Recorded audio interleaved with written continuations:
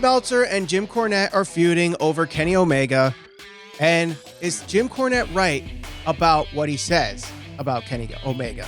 We'll talk about it next on the Squared Circle Psychobabble. My name is Michael Valenti. This is Ralph Valenti. For news, reviews, and conversations on all things pro wrestling, subscribe, hit that bell for notifications. So if you followed Twitter all of last week, you saw that Kenny Omega was part of this little Twitter feud with Dave Meltzer and Jim Cornette, where they were debating on feuds in professional wrestling. Meltzer was talking about the Okada-Omega feud, and Jim Cornette said basically that Omega can't draw. He's a joke. Wrestle, he doesn't have psychology. And Meltzer was going back and bringing up all these different points.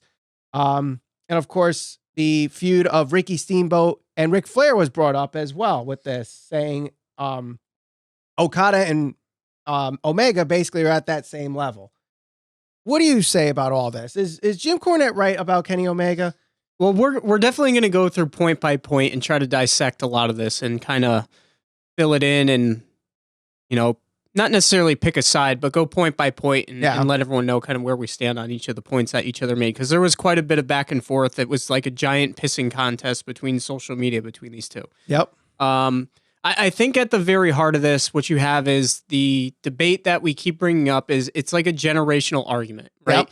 So do you prefer the older style, psychological, maybe even slower paced wrestling match, or do you prefer like the newer style that you usually get with like AEW, like the type like the Young Bucks were, Kenny Omega, so the older demographic, the fan that's been around for quite some time, is probably going to side with Jim Cornette.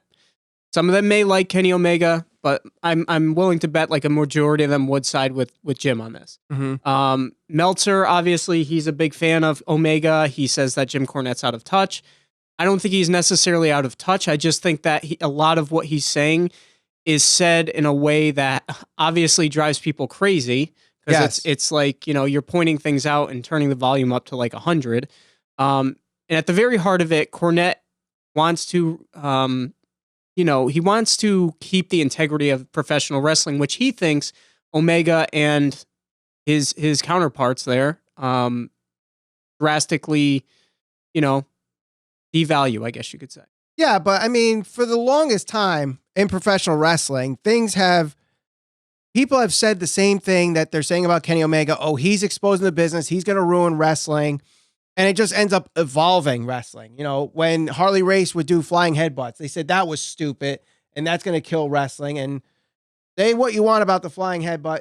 A lot of wrestlers end up using it, whether that is Dynamite Kid, if that's Daniel Bryan, Chris Benoit obviously makes that hurt the case, or even back then, they would say that Ric Flair and Ricky Steamboat, while it was a spot fest back then.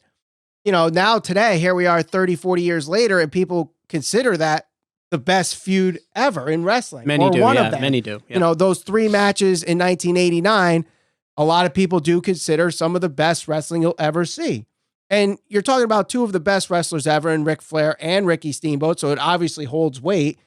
But you're also talking about guys in Kenny Omega and Kazuchika Okada who, in today's wrestling, are in that conversation of being the best wrestlers in the world. And these are guys that main evented the 2 biggest pay-per-views or 2 biggest shows that New Japan offers in Wrestle Kingdom and Dominion. And they did it twice for Dominion.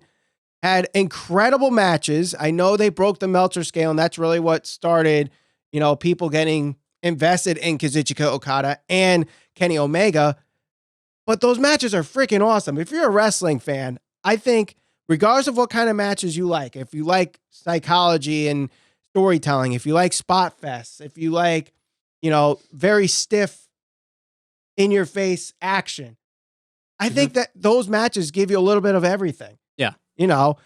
And I think it should be in the conversation of best feuds ever. Would I say it's Steamboat Flair?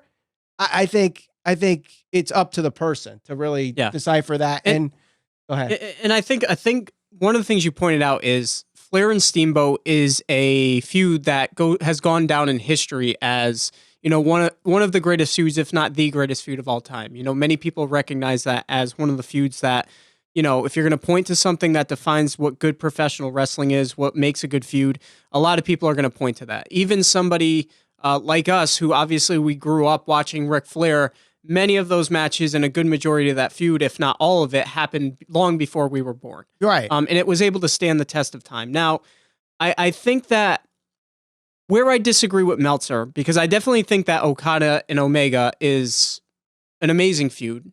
They've had some of the best matches you could possibly ever have.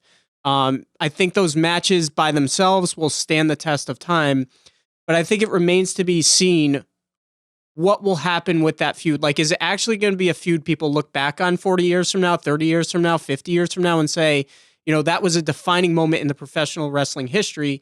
And I think that we need to let a little more time go by and a lot more has to happen. And we have to wait for the legacies of both Kenny Omega and, well, probably more so Kenny Omega, because he's really the one that's taken the heat in this whole conversation, not so much Okada.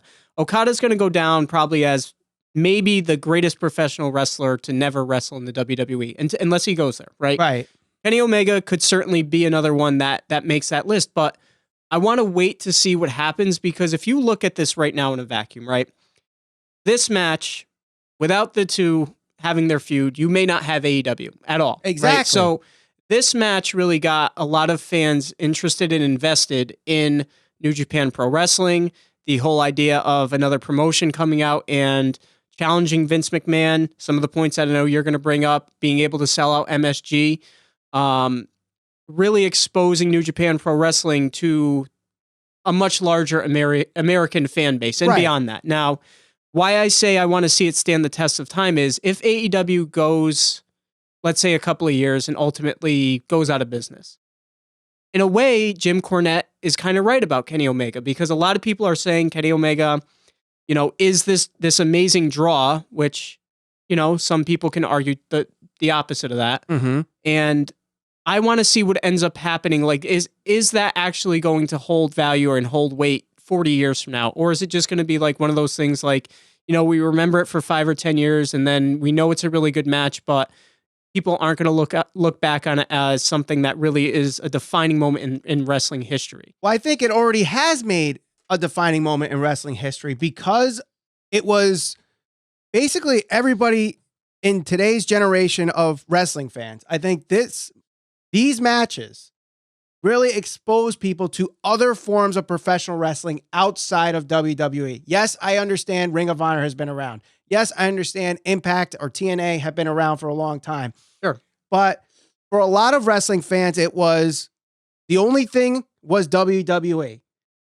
Then you have a guy like Dave Meltzer, who, say what you want about him, holds a lot of weight for the opinion of a lot of wrestling fans. Okay? And for him to say this match, the first one at Wrestle Kingdom, was a 6-star match, most people didn't even realize he broke that scale before. But this was like, oh my God, the first time he's ever done it. I have to watch this match. So they see it and they're like, wow, that was a good match. And then the next match at Dominion was even better. And then they had their other match that following summer, and that was good. And then the climax of it all, a lot of people saying that was the greatest wrestling match ever, the 2 out of 3 falls at Dominion the following year. I mean, that whole thing starts, and then it's, okay, can they sell out in the United States? And they do with All In. Then the G1 Supercard, which, this is part of the reason why I think Jim Cornette is 100% dead wrong about Kenny Omega. I really respect the opinion of Jim Cornette. I think he does bring up a lot of good points when he talks about AEW and other wrestling. But when it comes to Kenny Omega and being a draw, he's wrong. He is a draw. The fact that the G1 Supercard sold out just on the speculation that we were going to get Omega versus Okada, 16,000 plus tickets sold in hours. That's got to tell you something, especially because New Japan later that year started their G1 Climax in Dallas and only sold 4,846 seats in a very similar seat capacity in the American Airlines Arena. They 1/4 of their attendance there. So let me jump in here. So I agree to a certain extent with what you're saying. Kenny Omega is a draw, but how much of a draw? And this is what I think Cornette's trying to get at. One, to put Kenny Omega in the same league as a guy as Ric Flair, I'm sorry, to me, it's not something we can do yet. It's just not. When you talk about Ric Flair, you're talking about a guy who is literally considered as somebody who can be put on the Mount Rushmore of professional wrestling alongside some of the largest stars ever. Kenny Omega's not at that level. Not yet. He may never get there. You never know. There have been guys that have been good professional wrestlers that can draw to a certain fan base. But that doesn't mean they're one of the biggest draws around. Now, right now, Kenny Omega, or the instances you're giving, Kenny Omega is certainly a draw. Like that's tangible evidence that you can point to and say, he's a draw. But is he a draw beyond that fan base? Is he a draw that's going to carry the industry to another level? Right now, and whether that's because AEW is putting him in this position or by his own admission, he's not bringing AEW to a different level. And that he said that himself. He's like, I did what I did in Japan. I'm not trying to be the main attraction there. I think that is a huge mistake, both for his legacy and what is going to happen in the future as he'll be defined as a professional wrestler, and for AEW as well. Because, when all of this started, when people started talking about Kenny Omega outside of the New Japan Pro Wrestling fans and people who have maybe known who he was for longer than, going back before this, this was the match that really got people intrigued. Right. And you watched him and you saw all these amazing matches with Okada and Tanahashi and Jericho and all this stuff that was going on in Japan, right? Right. And now AEW is formed, and now he's essentially saying, yeah, I did everything I did there, but I don't want to be the main attraction. To me, that's a mistake, because you want to promote yourself, build yourself up, be the best bout machine, as people call you.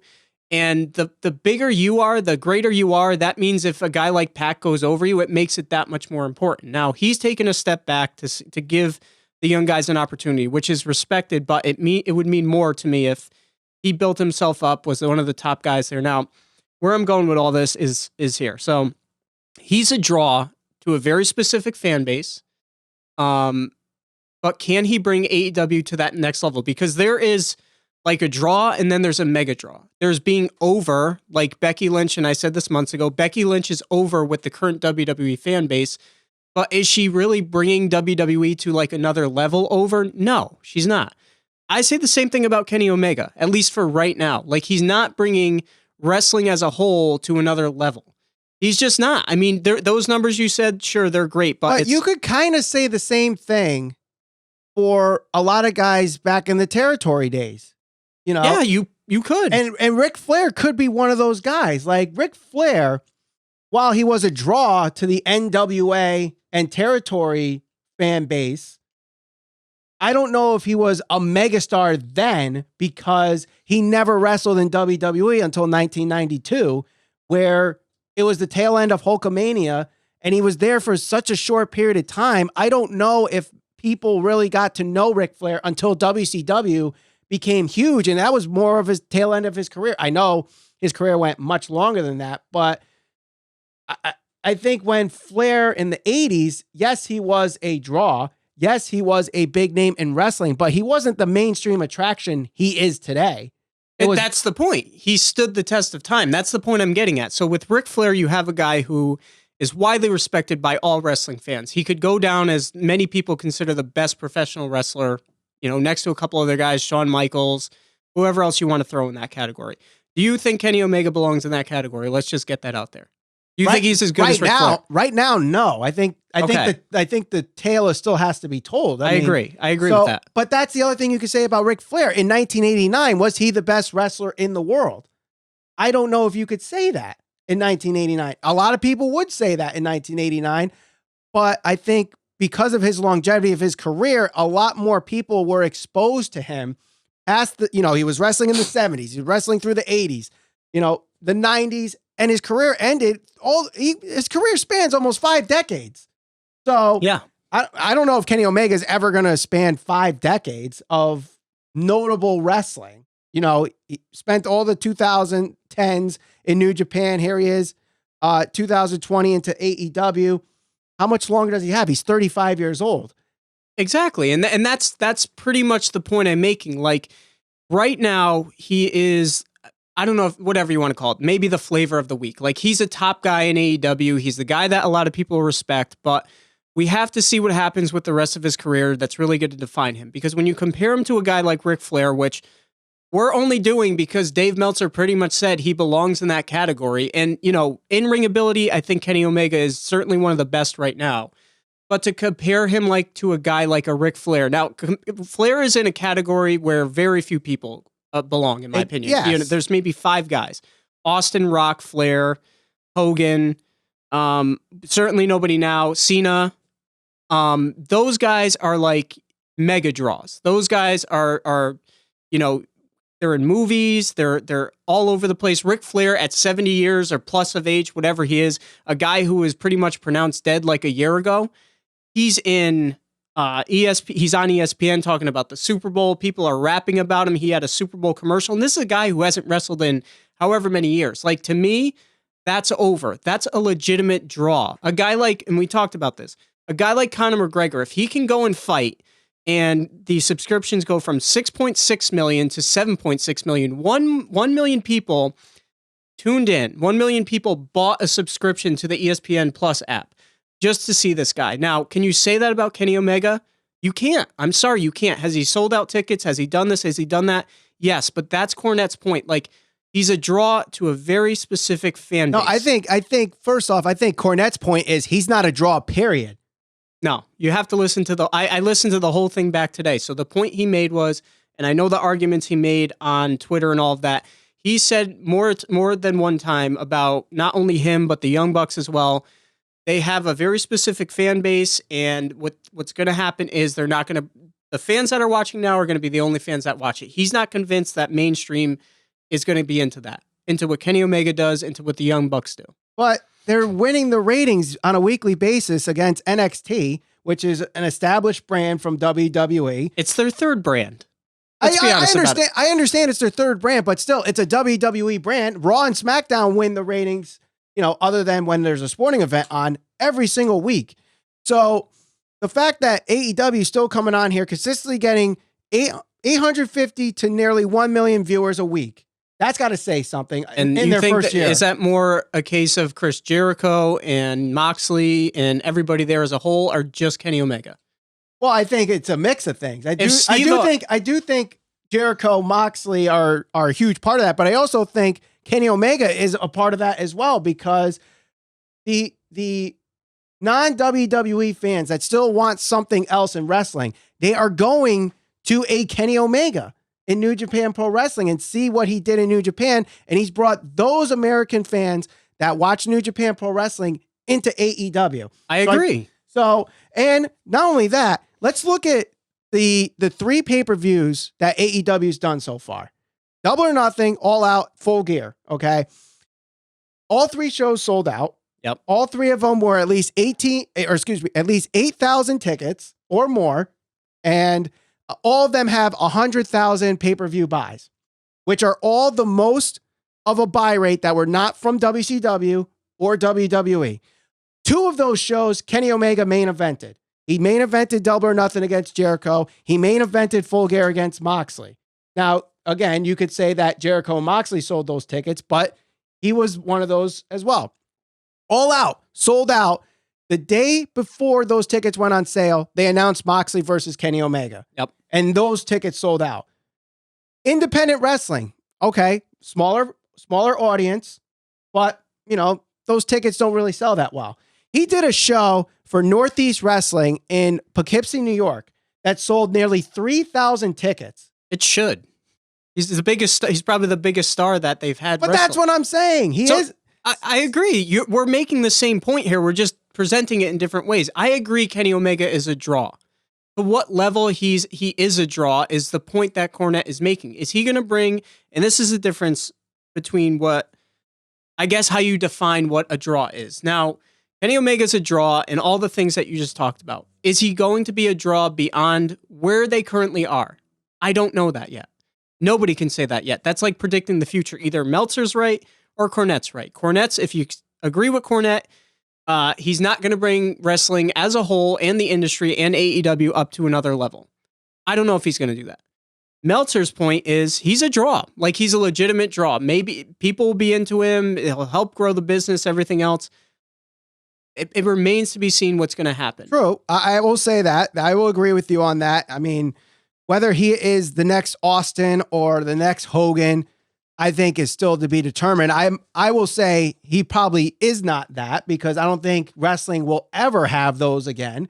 Just the way the business is and the way that wrestling as a whole is and the way television works today, I don't think there's really going to be a way to measure a next Austin, a next Hogan, a next Cena, because of there's just way too many variables to really say that. I agree with that. So like merchandising, for example, Kenny Omega was number 2 at ProWrestlingTees.com for merchandise, only behind Chris Jericho, and had more merchandise sold than Jon Moxley. Yep. So, does that mean he's a bigger draw?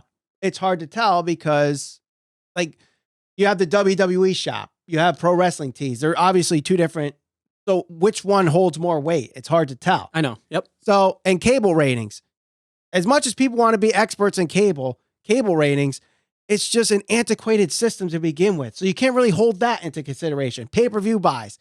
People don't buy pay-per-views anymore. They do some streaming service. Yep. So is that part of the quantify system? All the it's going to be very hard to quantify this, other than word of mouth. Social media really is the be all end all. And until there's a way to really form all these numbers, I don't know if you can ever say Kenny Omega is going to be the mega draw like Austin or Hogan or Cena were. And like I said, that's a very elite class. And the only reason we're putting him in that at that level right now is because Meltzer lumped it into this whole thing and said the feud between Okada and Flair, and now he's comparing Flair to Kenny, and I don't know if Kenny belongs in that category. I guess we'll have to see what happens with his legacy and stuff like that. The feud itself, I was trying to think about this, and one of the things I want to compare it to is if you compare it to like Randy Orton, right? Mm-hmm. Randy Orton had some really good feuds throughout his career.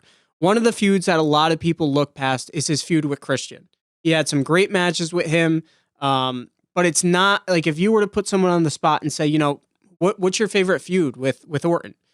I'm sure very few people would have said his feud with Christian. Now, that's the point I'm trying to make. Like, is this going to go down, Omega and Okada, depending on what happens, in the next 10, 20 years? Are people going to look back on that as just like a good match, a blip in the radar, or is it going to have some type of significance behind it? Because if you were to say to somebody, you look at Hogan and Andre, that's like an iconic moment in professional wrestling history, whether you like WWE or you don't.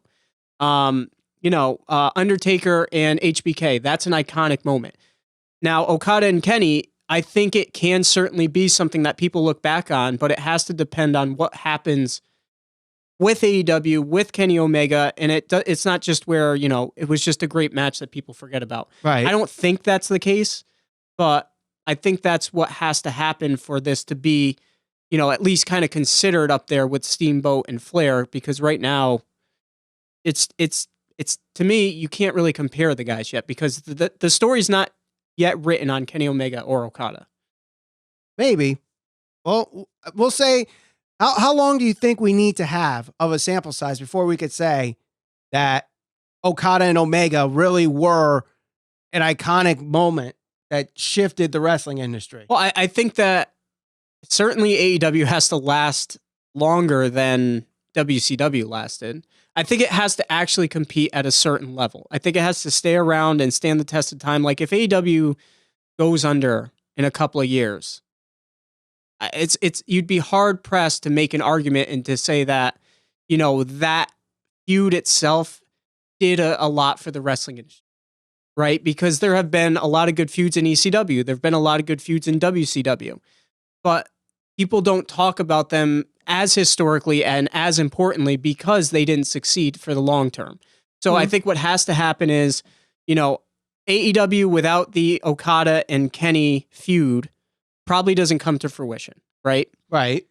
Now, Kenny, what he has to do, what I'd like to see him do, is become one of the bigger stars in the United States, help grow AEW to the point where it can actually compete against WWE, because that would be an iconic moment. Like, that doesn't just happen. Right. And right now, he's doing that. He's brought AEW to a level that, we haven't seen since the WCW. TNA couldn't do it. Yep. Ring of Honor couldn't do it. Right. AEW can do it because they have Kenny Omega, but can he bring them to that next level? And I think that's Cornette's point. Like, is he going to be able to bring it from, okay, we're here, we're doing what we're doing, and we either fold in a couple of years or we're mainstream. But we're able to compete. Can't you already say, though, and I'll close out with this, that they've already made it to the next level because Impact Wrestling tried to go live and absolutely failed?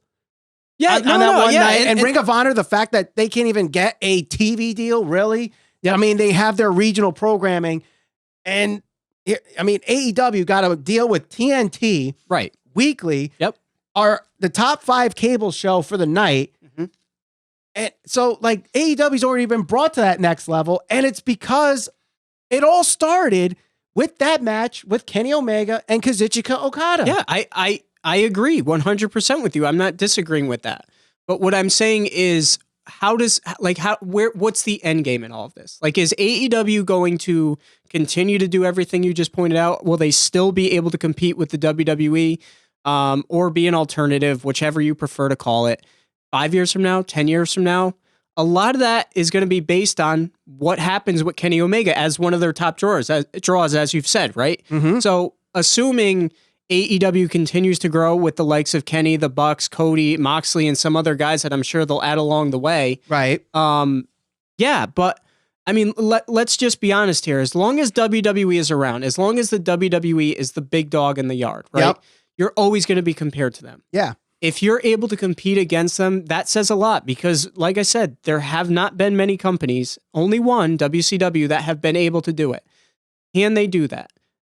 I don't know. We'll have to see. But right now, in the short term, yeah, I would say that the Omega and Okada matches are certainly some of the very best you're ever going to see. It will probably go down as one of the best feuds ever. Right. But I'm just saying that a couple more things have to happen historically before we can compare it to Steamboat and Flair. Right. All right. Well, let us know in the comments what you think of the whole Meltzer-Cornette Twitter feud. If Cornette is right about Kenny Omega in the comments below.